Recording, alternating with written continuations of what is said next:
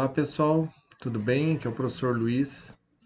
Nós hoje vamos ter a nossa aulinha ainda sobre a litosfera, né? Mas olhando quais são os agentes externos de transformação do relevo. Lembrando que nas últimas aulas nós vimos quais são os agentes internos, né? Vulcanismo, tectonismo e agora a gente vai começar a ver quais são os agentes que transformam a litosfera, tá bom? Quais são esses agentes externos? Eles também recebem o nome de agentes exógenos do relevo. Tá? Esses agentes eles são agentes modeladores. O que significa isso? Eles transformam, eles modificam, né, a estrutura do relevo. Tá? Então, toda a forma do relevo, né, que a gente observa por aí na paisagem, elas são resultados desses agentes exógenos. Os principais agentes exógenos ou externos são o intemperismo, a erosão e a sedimentação. Dentre esses agentes exógenos, nós temos aí os rios, as chuvas e o mar, representados pelas águas, né? Então, os rios eles formam as planícies fluviais e os deltas. As chuvas elas provocam o desgaste do solo e também podem provocar o aparecimento de vossorocas, então elas transportam os sedimentos, transportam as rochas, né, de cima para baixo, das partes mais altas para as mais baixas, e as águas do mar, elas também modificam as formas do relevo litorâneo, por meio de um trabalho construtivo e destrutivo. Construtivo, quando formam as praias, e destrutivo, quando destroem as rochas presentes no litoral. O vento também é um agente, né? Ele tem tanto ação destrutiva quanto ação construtiva. Então, destrutiva é chamada de deflação e corrosão. Então, o que seria a deflação?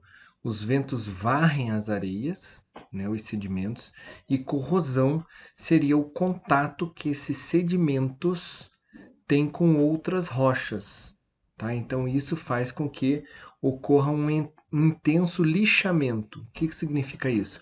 Quando uma rocha bate na outra. Então, você tem uma rocha fixa e os sedimentos que são transportados vão entrando em atrito com essas outras rochas. E temos também as geleiras, chamadas de erosão glacial. Então, forma-se vales em formato de U. E aí nós temos o que a gente chama de morâneas, que são acumulações glaciais. Da mesma forma que a chuva transporta das partes mais altas para as mais baixas, a neve também transporta sedimentos das partes mais altas e se acumula nas partes mais baixas. Então vejam aí alguns agentes, tá? Então algumas imagens. A primeira imagem é sobre a abrasão marinha, então, né, a água do mar, como ela atua. A segunda e a terceira são por conta do agente o vento, né, que constrói e destrói, né, ao mesmo tempo. Aqui nós temos as geleiras, então atua sobre o relevo através da erosão glacial, então ocorre pela movimentação de grandes blocos de gelo em função da gravidade, então das partes mais altas para as partes mais baixas, provocam vales em formato de U, chamados de fiordes. Então nessa imagem aqui de baixo nós temos um fiord, observe que é um vale em formato de U, né? E os sedimentos transportados pelo gelo, que se depositam na base das montanhas, são chamados de morainas ou morenas. Tá? E aqui a acumulação marinha. Então, como eu falei para vocês, né, a água do mar ela constrói também. Então, ela constrói o que a gente chama de praia. Então, toda a água do mar ela vai trazendo os sedimentos e aí vai acumulando, formando a praia. O recife de arenito, tá? Esses recifes aqui, que são essas porções aqui embaixo, também são formadas pela acumulação de sedimentos e aí nesse caso é de organismos vivos e não vivos. Restinga, que seria uma faixa paralela ao mar, né? Então uma faixa de sedimentos de areia paralela ao mar. Vou mostrar em outra imagem para vocês. E o túmulo, que também seria um depósito de areia, de sedimentos, ligando uma ilha ao continente. Tá bom? Aqui nós temos também a abrasão marinha, que seriam as falésias ou barreiras. Tá? Então aqui a água do mar ela entra em contato com as rochas, né? com esses paredões que tem na beira do mar, e ela vai desgastando essas rochas, né? conforme ela vai batendo na rocha, no paredão. Bom, e aí nós temos o que a gente chama de intemperismo. Tá?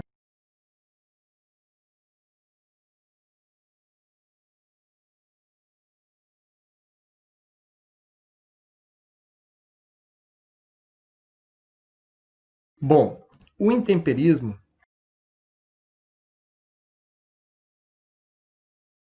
pode ser de três maneiras. Ele pode ser físico, químico ou biológico. Observe aquela imagem ali, Vale das Bolas no Cazaquistão. Tá? O intemperismo ele é o processo de desgaste das rochas. Tá? E nesse processo de desgaste ocorre a fragmentação de blocos ou pedaços menores. É importante a gente pensar o seguinte: no intemperismo físico, existe uma característica muito importante da região onde acontece, que é o quê? É a ausência de água. Tá? Por conta disso, a variação de temperatura é maior. Então, a rocha ela sofre um desgaste, essa fragmentação, quando a variação de temperatura é grande. Vocês já devem ter dormido em casa de madeira. Durante a noite, o que acontece na casa de madeira? Não ocorrem pequenos estralos? Por que ocorrem esses estalos? Porque durante a noite a temperatura baixa muito. Então toda a matéria ela se dilata e se contrai conforme a temperatura. Então quanto mais quente, né, a matéria, as células, as moléculas, elas se expandem e elas se dilatam, tá? Ficam mais distantes uma da outra. Quando ocorre o resfriamento, a matéria, as moléculas se aproximam, então se comprimem. E a madeira, ela sofre esse processo, assim como as rochas. Esse processo de dilatação e contração, por conta da variação de temperatura, faz com que a rocha se quebre. Tá? E aí nós temos o processo de intemperismo físico. Beleza? Se vocês quiserem acompanhar. O gradiente de temperatura é um dos principais agentes do intemperismo físico. As rochas expostas ao calor do sol sofrem um processo de dilatação. Com a chegada da noite, elas se retraem a partir da queda na temperatura. As alterações na umidade também são responsáveis pelos fenômenos de expansão e contração. Portanto, podemos concluir que as variações de temperatura e umidade no decorrer dos dias e das noites e ao longo das estações do ano causam movimentos de dilatação e retração das rochas, resultando assim na fragmentação dos minerais. Também constituem exemplos de intemperismo físico as ações provocadas pelo gelo, que originam fissuras nas rochas. O que seria o intemperismo químico? Diferentemente do intemperismo físico, o intemperismo químico ele ocorre onde tem muita água. Então, o que acontece? A água, vocês já devem ter ouvido falar que a água é o solvente universal. Ou seja, ela dissolve a maior parte dos materiais. Tá? E entre uma rocha e outra, né, entre um mineral e outro, existe uma espécie de cimentinho que fixa uma outra. A água, nos lugares onde ocorre o intemperismo químico, a água infiltra no solo e dissolve esse cimentinho. que cola uma rocha a outra. Esse processo de dissolução, quando ela dissolve esse cimento, as rochas se soltam. E isso ocorre em regiões, isso é uma reação química e ocorre em regiões mais úmidas. Bom, isso tudo está descrito ali. Ocorre em função das reações químicas que as rochas sofrem em contato com a água, principalmente sob a ação do oxigênio, do gás carbônico e do nitrogênio. O nitrogênio, em contato com a água, forma ácido nitroso e nítrico, que desagregam os minerais que compõem as rochas. O processo químico de desagregação da rocha depende muito das condições climáticas do local onde ocorrem. Quando há muita precipitação, o processo de intemperismo se intensifica. Em regiões mais áridas, ele é mais moderado. De qualquer forma, é um processo bastante lento para os nossos padrões temporais. Intemperismo biológico, que ocorre por ação dos seres vivos.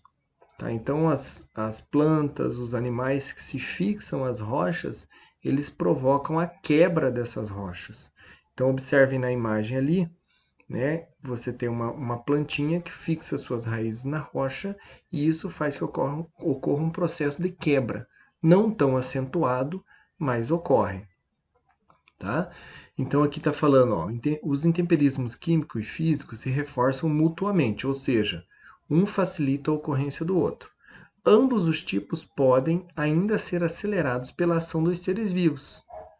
Plantas podem nascer em pequenas fraturas de rochas e, à medida que suas raízes crescem, vão se infiltrando e aumentando essas fraturas, o que possibilita a entrada de água e incremento do intemperismo químico, por exemplo.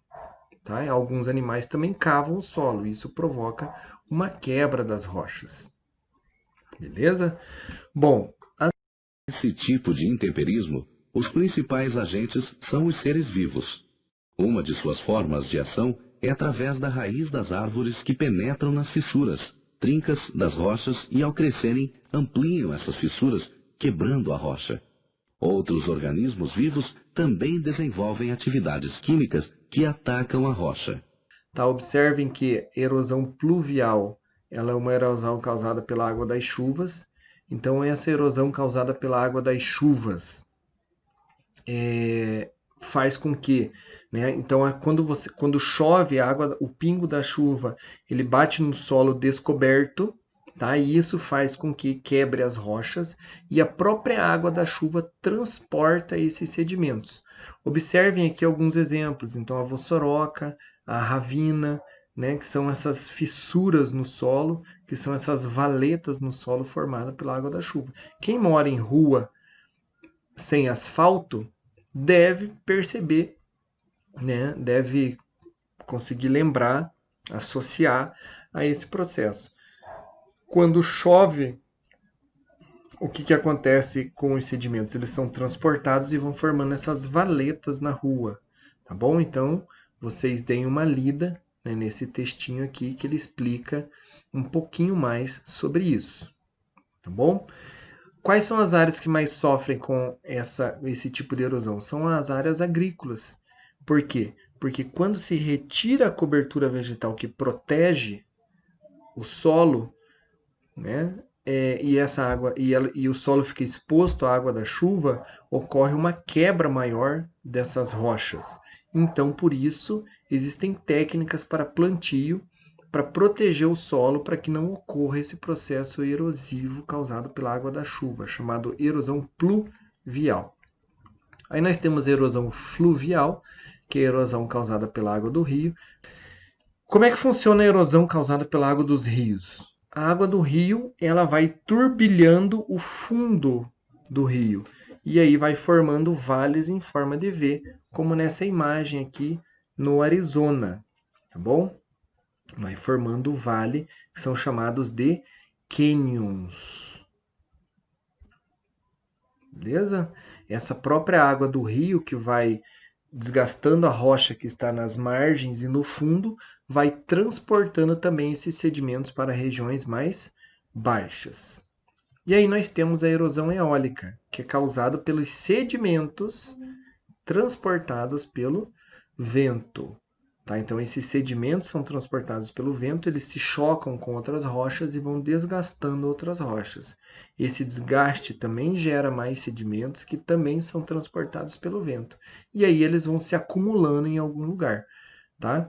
Então, esse é um processo destrutivo. E aí, na medida que esses sedimentos são acumulados em algum lugar, por exemplo, como em dunas do deserto, passa a ser um movimento construtivo.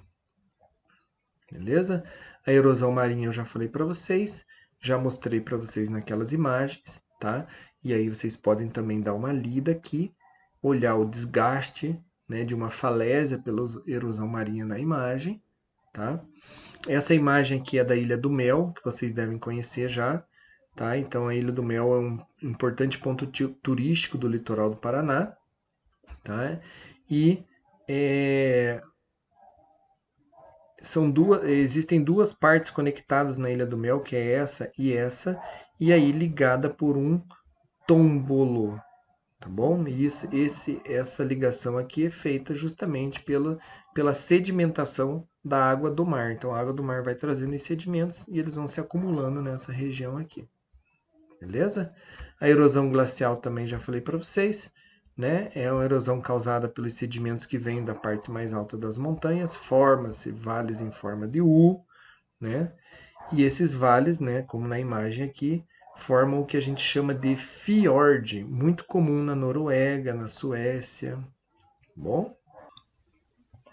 Pessoal, então, para a gente finalizar esse assunto que é agentes externos do relevo, eu vou fazer uma sugestão para vocês. No capítulo 2 do livro de vocês, na unidade 5, que trata sobre agentes externos do relevo, tem uma descrição, né, uma explicação de tudo isso que eu falei para vocês hoje. Bom, um pouquinho de intemperismo, um pouquinho de erosão, algumas imagens. Então eu peço que vocês também deem uma lida, né, aqui, nesse texto que trata sobre esse assunto. Ele vai tratar também sobre a ação das chuvas, a ação dos rios, a ação dos mares, das geleiras, do vento e também a ação do ser humano, tá? Já que na geografia a gente estuda aí a ação do ser humano sobre a natureza. Então a primeira atividade que eu quero que vocês façam é essa aqui, tá bom? Que está na página, deixa eu verificar aqui qual página que está. Está na página 120 do livro de vocês, que trata sobre os deslizamentos de terra, né, o que leva algumas pessoas a ocupar áreas de risco, de deslizamentos de terra. Na sua opinião, qual o papel do poder público para prevenir essas tragédias, né, qual o papel dos governantes. E seria responder essas duas perguntinhas aqui no caderno, fotografar e, logicamente, enviar na plataforma.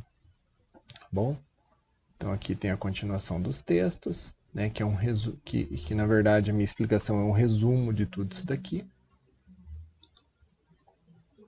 Aí temos aqui a ação do ser humano, né, como é que o ser humano altera a paisagem, o relevo, né, de maneira positiva e de maneira negativa. E aí aqui tem as atividades que eu quero que vocês façam. Tá? Então a primeira atividade é essa daqui, responder essa pergunta 1, responder a pergunta 2. E aqui na pergunta 2 vocês vão completar com os tipos de intemperismo, considerando aqui as características, definir o que é erosão, como ela ocorre, e aqui dizer como a água atua no intemperismo e como a água atua no processo de erosão das rochas, lembrando que intemperismo é uma coisa e erosão é outra. Como é que o ser humano interfere no relevo. E aqui um pouquinho sobre a questão das encostas e as habitações, né, que tem no texto de vocês lá. E tem também naquela perguntinha que vocês vão responder anteriormente. Beleza?